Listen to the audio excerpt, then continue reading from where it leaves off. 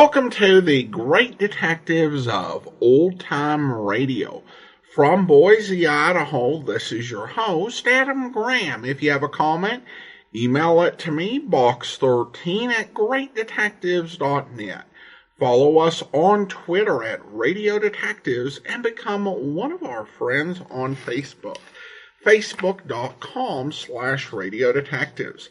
Our listener support campaign continues. You can become one of our ongoing Patreon supporters for as little as $2 per month. Just go to patreon.greatdetectives.net. As a Patreon supporter, you get access to a monthly newsletter with news on upcoming plans and projects for each effort, as well as a little bit of a personal update each month. And you also get to pick our summer series for the amazing world of radio. That's over at patreon.greatdetectives.net.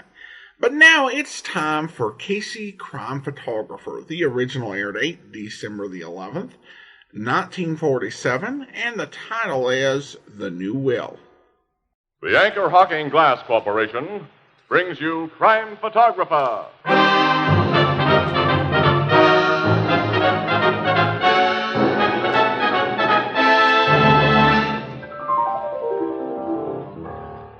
Say, Casey, I'll bet you photographed a lot of famous people. Well, I'm not so sure, Ethelbert. How come? Well, it's like this. Many a guy who looks like a ball of fire today is nothing but a wet match tomorrow. Oh, I get it. You gotta wait before you're sure a guy is really famous. Right.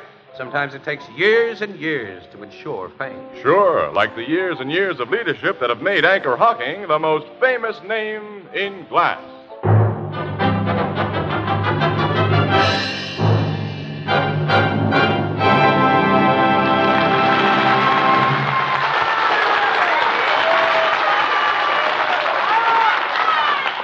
Good evening, ladies and gentlemen. This is Tony Marvin. Every week at this time, the Anchor Hocking Glass Corporation of Lancaster, Ohio, and its more than 10,000 employees bring you another adventure of Casey, crime photographer, ace cameraman who covers the crime news of a great city. Written by Alonzo Dean Cole, our adventure for tonight, The New Will.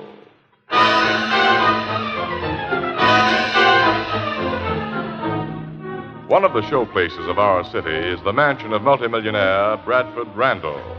In the richly furnished library of this mansion at 8 o'clock in the evening, Randall, his daughter Agatha, and a dapper, handsome man face each other in angry... This is one time, Father, that you're not going to have your own way. I've made up my mind to marry Giuseppe, and that is that. Oh, no, Agatha. You only think you're going to make this gigolo my son-in-law. Do not call me a gigolo, Mr. Randall. Oh, then what are you? I'm a man of honor who comes to you like a gentleman and asks for your daughter to be my wife. And for that, I'm insulted. How much money have you got, Mr. Runover? I'm Count Runover. All right, count. But answer my question. Money is not everything. Well, you're not finding a soft spot with me. Father, I won't let you. Shut up, Agatha. Now then, you get out of here, Runover, and stay out. If he goes, I go with him. If you do anything foolish, Agatha, you'll regret it. And so will your boyfriend. And to convince you both that I mean business, I'm going to make out a new will tomorrow that will cut off Agatha with the minimum bequest allowed by law. Father. You know I don't bluff, Agatha. Tomorrow morning, I'll have Devins draw up a new will. And it'll stand until you come to your senses. Come on, Giuseppe. Let's get out of here. Yes, Agatha. You'll be back, my dear, and still single. You? Oh, I absolutely hate you. I'll show you I don't bluff.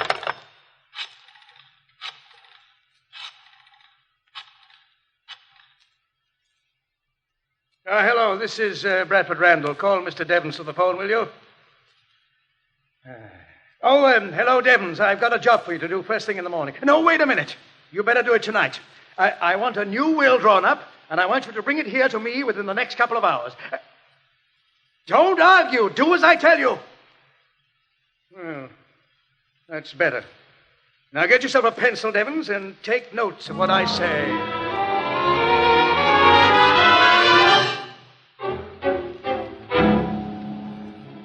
Well, Looks as though you've done a pretty good job with this new will on short notice, Devons. So, I'm leaving practically my entire estate to, what is it? The Society for the Relief and Rehabilitation of War Victims and Displaced Persons. You told me to name some charity. Any charity as your beneficiary? Oh, it'll do. And of course, when that nitwit daughter of mine agrees to forget about her count, we'll destroy this and make her an heiress again. Yes, I was going to have you draw this new will up tomorrow, but Agatha and her lounge lizard might be getting married while you're doing it. But they won't after I spring this on her at breakfast. Oh, we'll need witnesses to make this good, I suppose. Naturally. Well, I'll get my butler and... Fieldston! Yes, Mr. Randall. Fieldston, get one of the other servants and come in here, will you? There's only the upstairs maid on duty now, sir. It's after 11 o'clock. Well, she'll do. Get her and hurry up, will Very you? well, sir. Very After 11. By the time I get Now, home... quit your crabbing, Devons. Well, why shouldn't I You'd crab? better not. I made you, and I can break you. Oh, I didn't mean it. Here is Sophie, the maid. Oh, come in, Sophie, come in. I want you and Fieldston to sign a paper. What kind of papers? What does that matter? Here's a pen. Here. Excuse me, sir, but I have been told never to sign my name to anything I have not read over, sir. When you work for me, you do as I tell you. Wait a minute, Mr. Randall. Huh? From a legal standpoint, this girl and your butler must know what they're signing. Sophie, Fieldston, this document is a new will in which Mr. Randall bequeaths the bulk of his estate to the Society for the Relief and Rehabilitation of War Victims and Displaced Persons. Well, if that is the case, You sir... needn't have explained all that in order to make the thing legal, Devons. I'll tear this will up as soon as that girl of mine gets some sense. Well, here's my John Hancock. Now, you sign here, young woman, as a witness. Yes, sir. You, Fieldston, here. Very good, sir. All right. That's all. You can go now. Thank you, Mr. Randall. Oh, Fieldston. Yes, sir. Have me called at 7 in the morning. Yes, Mr. And Randall. get my daughter up at the same time. I want her to have breakfast with me.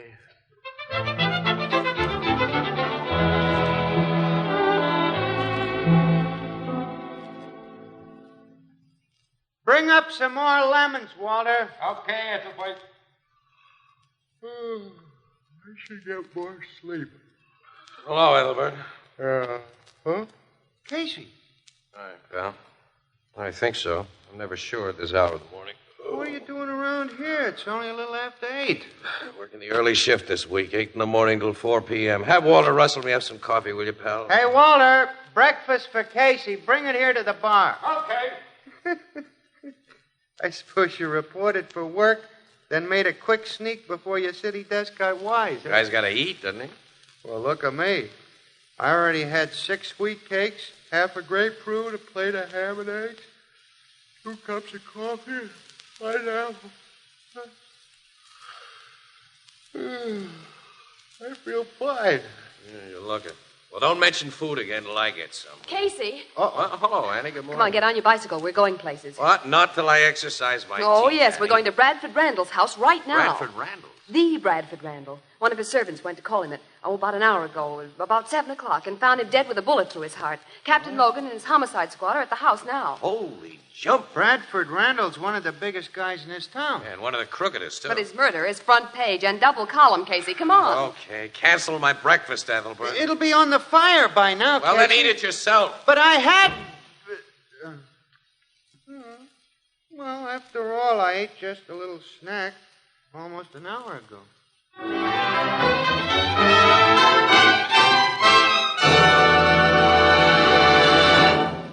Our story will continue in just a moment. How many times have you said to yourself, I'd give anything in the world for a cup of coffee right now? Now, what you meant was that you wanted a cup of good, hot, steaming coffee without having to fuss around in the kitchen and without waiting even a minute. Well, here's the answer. Just a cup, a spoon, and a glass jar. A glass jar of soluble coffee. Put a spoonful of this new kind of coffee in a cup, add hot water, and there you are. It's as quick as that. It's as convenient as that if you make sure to buy your soluble coffee in a glass jar. You see, glass jars are easy to open, Just a twist of your wrist, that's all. Then there's the matter of flavor and freshness. Anchor glass jars protect soluble coffee from moisture or any other contamination. Enjoy all of the convenience of soluble coffee products by insisting on glass jars. Most of the better packers of soluble coffee protect their products by using clean, sanitary Anchor glass containers and Anchor caps, both products of Anchor Hocking. The most famous name in glass.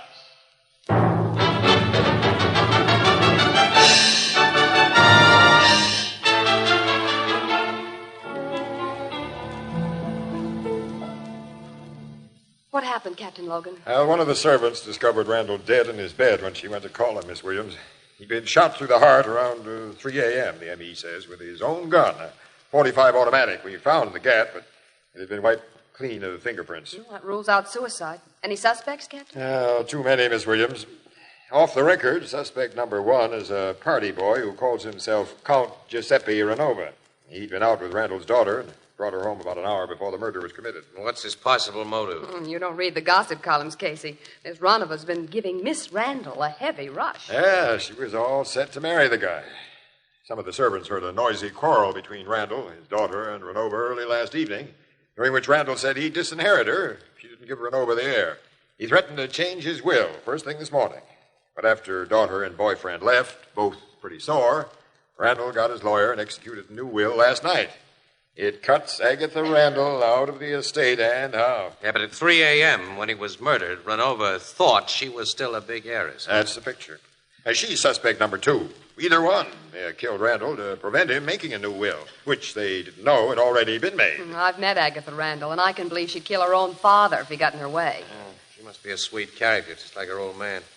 But what are your other suspects, Logan? Anyone who was in this house. For instance, there are 16 servants, and the only one who seems sorry that Randall's dead's the butler, Fieldston.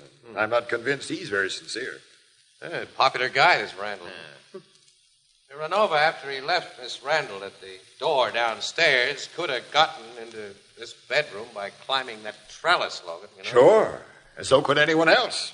Howard Devons, for example. Randall's lawyer? He had no love for his boss. Yeah, I've heard that. I'm expecting Devons here any minute. I'm letting him have the will we found. He'll need it to settle the estate. Where'd you find the will? Lying folded on top of that dresser. Well, let's get out of this room and go downstairs. Oh, I beg your pardon, sir. What are you doing outside this door, Fieldston? I was just about to knock, Captain. Mr. Devons has arrived, and I came to tell you, sir. Where is he? Downstairs in the library with Miss Randall. And Count Renova is there also, sir.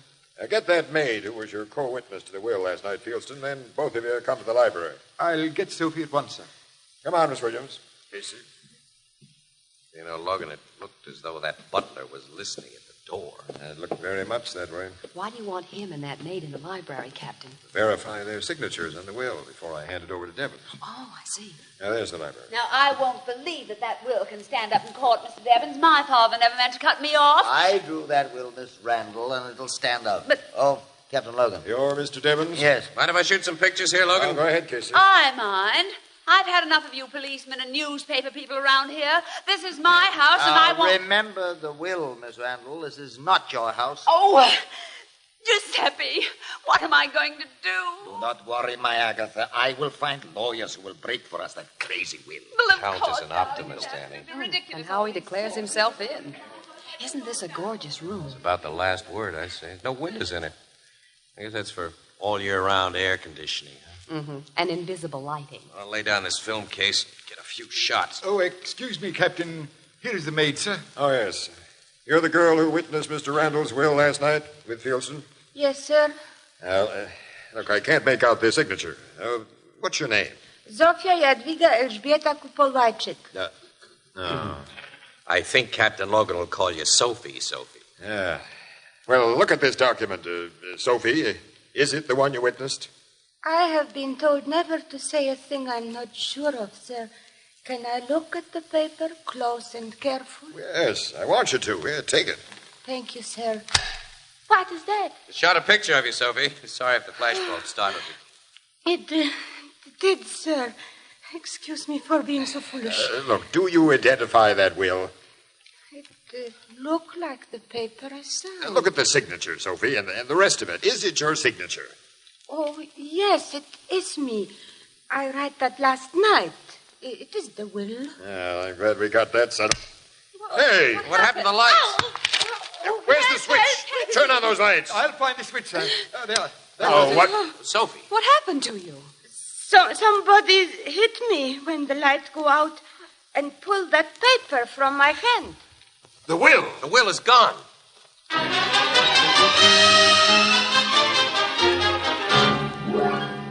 All right, every one of you's been searched, and we didn't find the will. But someone in this room switched off the lights, struck Sophie, and took the will from her hand, and whoever did it isn't going to get away with it. Now, the thing's somewhere in this library, and my men will find it if they have to tear the walls down. Sergeant. Yes, sir. You and the boys go to work. Okay, Captain. Everybody else, get out of here. You can seriously believe that I had anything to do with this strange theft? You were in this room, and the will disappeared, Evans. But, of course, you consider poor Miss Randall your principal suspect, Captain. What makes you think my principal suspect isn't you, Mr. Renova? Count Ranova. Now, all of you get out of here. Now, don't try to leave this house. Come, Giuseppe. It'll be a pleasure to get away from these people. A great pleasure, my Agatha. Hey, you and Miss Williams get out, too, Casey. Okay. Let me get my film case, pal. I'll bring your photographic case, Mr. Casey. Oh, thanks, Fieldston. Well, just put it down in the hall here. Very good, sir. I'm closing this library door, Sergeant. And don't let anybody in, and don't you or the boys come out until you find that will. Okay, Captain. Will you need me any more, sir? No, go on about your business, Fieldston. I'll find you if I want you. Very good, sir. Casey, come into this room. And you, Miss Williams. I want to have some gab without any interruptions. Look, what do you think? That job was timed beautifully, Logan. Right after I'd used up a flash bulb. If I'd had another one set in my camera, I could have touched it off and caught the thief dead to rights. Now, didn't either of you notice who stood nearest that light switch just before the room went dark? I didn't. Neither did I. But I'm sure 3 people weren't anywhere near the light switch. It's yourself, Logan, the lawyer, Devins, and that little maid, Sophie. Now, that leaves Agatha, Renova, the butler, Fieldston, you, Casey, and Miss Williams. See, I just thought of something, Logan. Yeah? That butler, Fieldston, closed the door when he came into the library. But if that door had been open, the room wouldn't have gone entirely dark. Hey, and Fieldston was trying to get an earful outside that room upstairs. What was that? It's a man. Upstairs. Come on. I see him. Say, it's the butler. He's lying on the floor. His head is covered with blood. Someone socked him. Turn him over, Logan. Open his coat. Yeah. And his heart's beating. He's only knocked out. Hey, that paper sticking out of the inside pocket of his coat. Casey, it's the stolen will.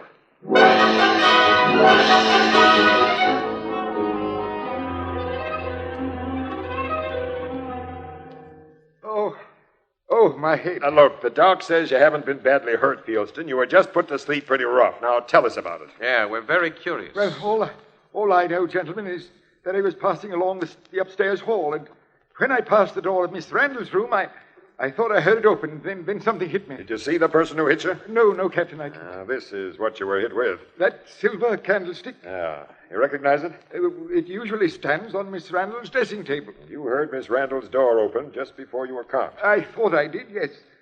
Captain, do you think Miss Randall... I'm asking the questions, Fieldston. And here's the one that pays the grand prize. Why was that will in your pocket? Will? Randall's new will. No, I don't know what... Now, don't try to play innocent. You hit Sophie in that library and snatched the will. I did nothing of the kind. You searched me. We know why the will wasn't on you when you were searched, fella, and how you got it out of the library. Mr. Casey, I swear... Save it. The way I helped your scheme, Fieldston, with my film case. You stuck the will in that film case after you snatched it and before you turned on the lights. Then you carried the case out in the hall where I was dumb enough to leave it. Then you opened the case and put the will in your pocket. That isn't true. What possible motive could I... You knew that Agatha Randall, or Ranova, would pay anything you asked for that will. They wanted to destroy it. And evidently, they double-crossed you. Now, are you going to protect the person who tried to kill you, or are you going to talk? I'm going to talk. You're a sensible guy. My head is beginning to clear, Captain. Now I realize that I've been double-crossed.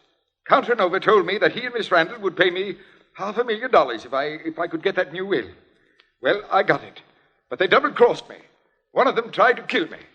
You bring them here, and I'll tell them that to their faces. Get him, Sergeant. Yes, sir. Well, Casey, I guess that takes care of that. It takes care of that, Logan, but you still got the murder of Randall to solve.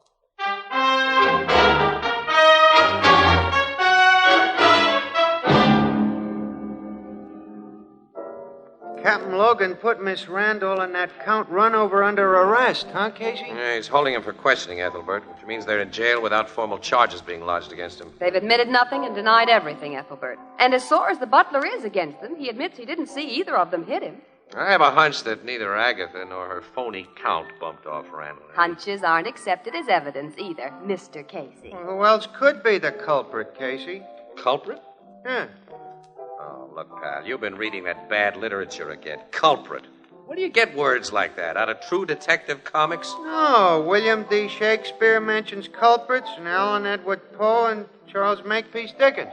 Yeah, you win, pal. Well, then tell me who else besides Runover and Miss Randall... Look, I'm going to ask you a question, my literary friend. Pal, if you were a lawyer, would you kill a client right after he'd signed a will leaving his money to charity, a legitimate charity that you selected, and then bust a second guy over the head in order to prevent that will from being destroyed by the daughter? This is a hypothetical question, huh, Casey? Yeah, highly hypothetical, Ethelbert. Extra highly hypothetical. Oh, Annie, lay off. Come on, what's your answer, pal?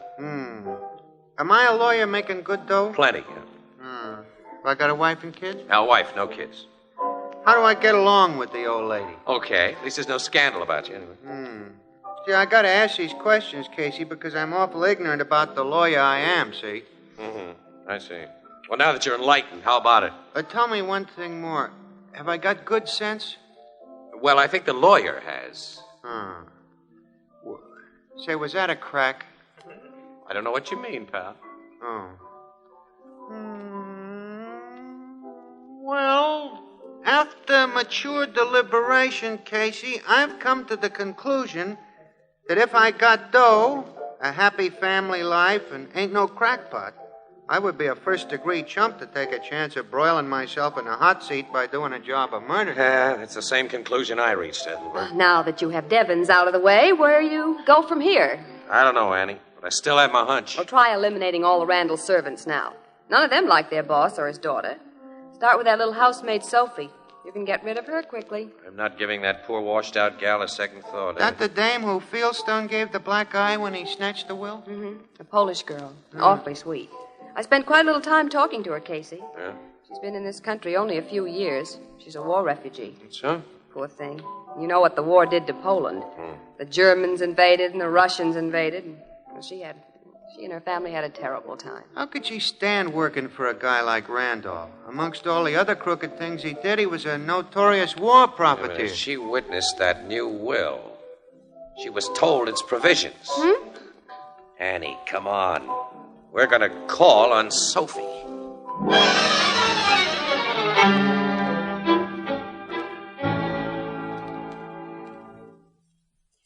Yes, Mr. Casey. I killed Mr. Randall. And I hit that butler Fieldstone, too. I was pretty sure you did, Sophie. After I started thinking, I wouldn't have accused you otherwise. If you had not accused, I would have told the police anyway soon. Because now I'm sure they will not again lose that bad man's new will. It leaves his money to the society, doesn't it, for the relief of war victims? Yes. The will won't be lost again. And it won't be broken, Sophie. I believe you, Miss Williams. Tell us what you meant to tell the police. In our town, in Poland, war was very bad. I see my mother killed, and my father. My little sister Paula and I, we sleep in streets and get food where we can get it from. You would not like to hear about that.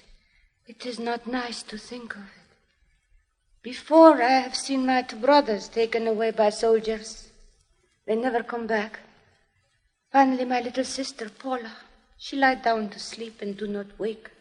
She was too hungry. Things happened to me, too, in the war. But I'm strong and I live. I have uncle in America who get me over here where I get job in Mr. Randall's house. Sometime I can hear Mr. Randall say how the war has made him more rich than he was before. And last night he asked me to witness that will. Which left his money to war victims. Yes. And he say something which made me know he would change the will if he had the chance and leave everything to his daughter again. A woman as bad as he is. You didn't give him the chance. No.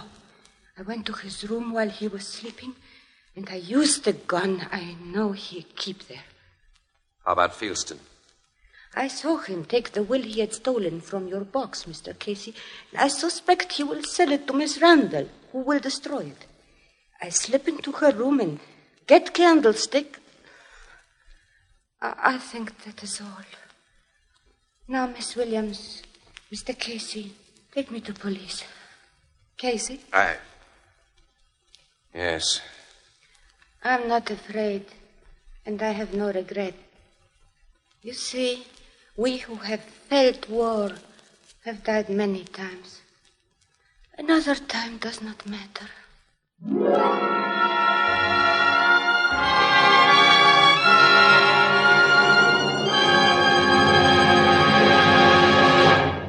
We'll join the crowd at the Blue Note in just a moment.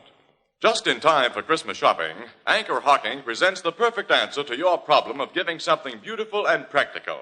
A set of jadeite dinnerware. Jadeite, spelled Jadeite. Jadeite. It has the lovely texture of Chinese porcelain, the color of green jade. It's as sturdy and heat-proof as the Fire King oven glass you bake with.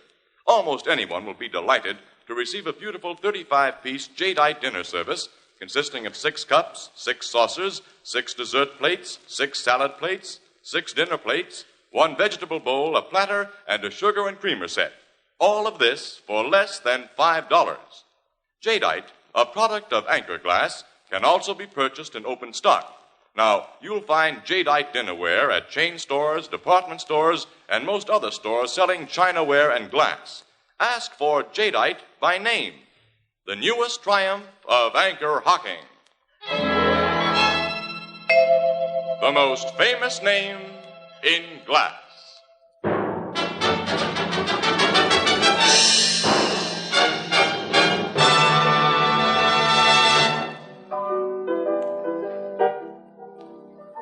We who have felt war have died many times. Another time doesn't matter. What's that, Casey? Huh? What'd you say? Nothing. He's been muttering to himself like that ever since Sophie repeated her confession to the cops, Ethelbert. I guess I have, Eddie. What'll be done about that girl, Sophie? Should be sent to a hospital for the criminal insane. The docs say she's crazy, huh? In the legal definition. She's incapable of distinguishing between right and wrong. She never had much chance to get acquainted with what's right in the legal definition, did she? No, Ethelbert. She didn't even realize that there's never a justification for murder. That's a fact, Annie. Yeah, and many people in Europe and Asia are just like her. People who as children saw nothing but war, and whose only teaching was that might makes right, and that the end justifies the means. Boy, we're just lucky that philosophy hasn't become basic training for a lot of American kids. So far. The anniversary of Pearl Harbor was last Sunday, and in 2 weeks we celebrate Christmas. I think a lot of people over here have forgotten the meaning of both those days. It's time all of us started thinking and doing.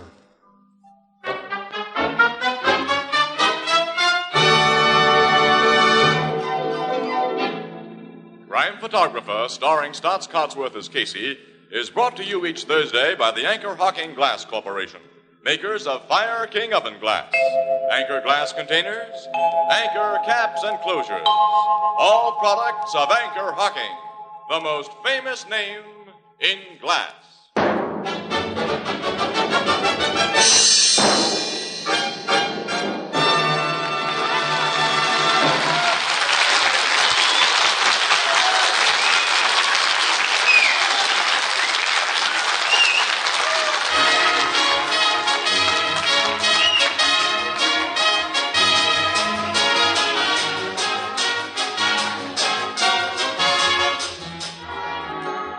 Crime Photographer is directed by John Deese. The original music is by Archie Blyer, and the program features Miss Jan Miner as Anne and John Gibson as Ethelbert. Herman Chittison is the Blue Note pianist. Lives are lost needlessly every year when people die of tuberculosis. You do your part to prevent tuberculosis when you buy and use Christmas seals. And be sure to do your Christmas mailing early. This is Tony Marvin saying goodnight for the Anchor Hocking Glass Corporation of Lancaster, Ohio, with offices in all principal cities of the United States and Canada.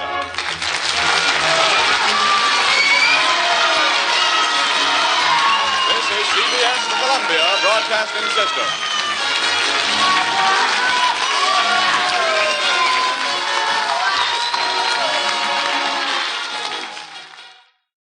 Welcome back. Well, a bit more of a somber / profound conclusion in the Blue Note than we're used to, but very interesting thoughts that I think I will leave the listener to ponder. I thought it was a good episode with some better than average banter in the Blue Note, and it certainly did go in an interesting direction. Over at BlueNoteBulletin.blogspot.com, Dr. Joe Webb notes that the name of Fieldstone, which is used for the butler in this episode, that Alonzo Dean Cole had used that last name a mere 2 months before in the wedding breakfast. He also went ahead and added up the caloric value of Casey's light snack breakfast, and it comes to 1,200 calories, so a very big breakfast in reality. Now we turn to listener comments and feedback. Got some good feedback from Oily and Todd on Twitter, enjoying the top secrets of the FBI. And then we have this question came in from Nancy. Hi, Adam. I listen to your podcast daily and would like to know if there are any newscast snippets left over from all these radio shows. I'm thinking they're usually edited out, but it would be fun to hear what was going on in the world when the shows were broadcasted. Well, thanks so much for the question, Nancy. In answer to that, I guess there are a couple of potential snippets. One is if there is a news bulletin during the radio program or immediately before or after. And honestly, people who transfer and digitize old-time radio programs, I've never heard of a case of them editing that out because, that's part of the program.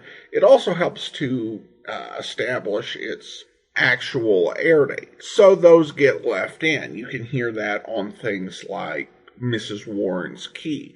And they even get left in when it's a local bulletin. There was an episode from the 1960s, Johnny Dollar, when most of the episodes that we have in circulation came from, I think it was Buffalo, and there was a bulletin about some snow that was delaying a school bus. So those things tend to be left in if they are present in the recording. Now, and this was a trend, particularly when you get into the middle 1950s, was to cut the length of radio programs, and this, I guess, relevant to detective programs, cut the length of the time slot from half an hour to 25 minutes, and then go ahead and tack on a news program 5 minutes. Now, I'll be honest, I don't really work in the digitization of the programs, so I don't know if transcription discs come with the 5-minute news on them. But in most cases, I hear these 25-minute programs as standalones. And that kind of makes sense, because the program has ended, and now we're on to the next show, which is news, and you wouldn't include 5 minutes of news, or, for the same reason you wouldn't include if they had 5 minutes of music or a 5-minute cooking show. There's only one detective program I ever remember having one of those sort of 5-minute newscast on, and that was an episode of The Lineup, a police procedural show. And honestly, I think part of it is that the lineup as a series is just so incredibly hard to get in order. There are so many duplicate files, 2 different names for the same episodes, 2 different dates or 3 different dates upon which an episode may have aired. Getting that in chronological order was just a mess. So there was an episode of the lineup, I think it was the Solvent Sisters saga, that included the 5-minute newscast afterwards. Whether it was on the transcription disc or whether it was a home recording, I don't know. But that series is such a mess and so hard to figure out that including the news program is a good way for researchers as well as people who would listen to it in the future would be able to verify what the date the program aired was. But thank you so much for the question. Thank you to Jack, Patreon supporter since November 2019, currently supporting us at the Detective Sergeant level of $7.14 or more per month. Again, thank you so much for your support, Jack. And that will do it for today. If you are listening to this on YouTube, please be sure to like the video, subscribe to the channel, and mark the notification bell. But join us back here tomorrow for the adventures of Bill Lance. Thursday, we'll be bringing you Billy Swift, Boy Detective. Next Monday, we'll be back with another episode of Casey Crime Photographer. And then next Thursday, we'll be getting into Philo Vance. And next Saturday, we'll be getting into Tales of the Texas Rangers. In the meantime, do send your comments to box13 at greatdetectives.net. Check us out on Instagram, instagram.com/greatdetectives. And follow us over on Twitter at Radio Detectives. From Boise, Idaho, this is your host, Adam Graham, signing off.